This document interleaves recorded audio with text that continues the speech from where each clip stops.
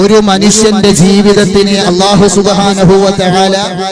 എത്രത്തോളം പടച്ചവനിലേക്ക് തവക്കുലാക്കി ജീവിക്കുന്നുണ്ടോ,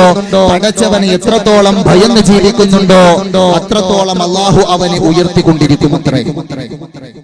അതേസമയം എത്രത്തോളം പടച്ചവനോട് നന്ദികേട് കാണിച്ചുകൊണ്ട് ജീവിക്കുന്നുവോ അത്രത്തോളം അല്ലാഹു സുബ്ഹാനഹു വ തആല മനുഷ്യനെ മൃഗീയമായിട്ട് അതിനേക്കാളും തരം താഴ്ത്തുമെന്ന് വിശുദ്ധമായ ഖുർആൻ പഠിപ്പിക്കുമ്പോൾ വലഖദ് ദറഅനാ ലി ജഹന്നമ കതീറൻ മിനൽ ജിന്നി വൽ ഇൻസ് ലഹും ഖുലൂബുൻ ലാ യഫ്ഖഹൂന ബിഹാ വലഹും ആദാനുൻ ലാ യസ്മഊന ബിഹാ വലഹും അഅ്യുനുൻ ലാ യുബ്സിറൂന ബിഹാ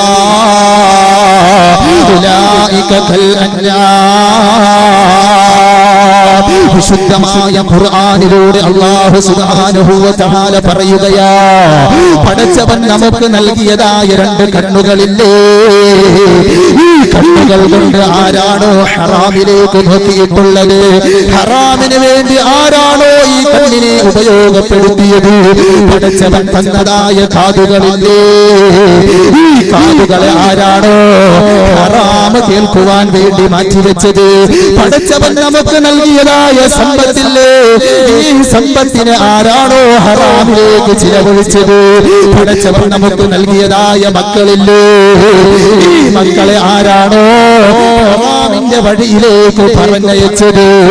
അവരെ കുറിച്ച് വിശുദ്ധ ഖുർആൻ പറയുകയാണ്, ഉലൈക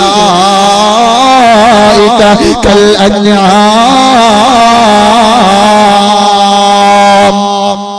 മൃഗങ്ങൾക്ക് സമാനമാണെന്ന് വിശുദ്ധ ഖുർആൻ.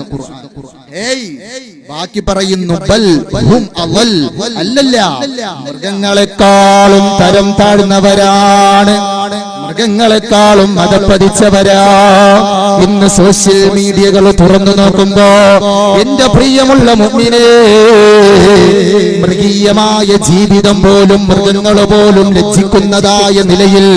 ഇന്നിന്റെ മനുഷ്യ ജീവിതം മാറിയെങ്കിലേ സ്വന്തം ഉമ്മയെ ബോധമില്ലാതെ അടിച്ചുകൊള്ളുന്ന മക്കളില്ലേ, സ്വന്തം ഭാര്യയെ ഓർമ്മയിൽ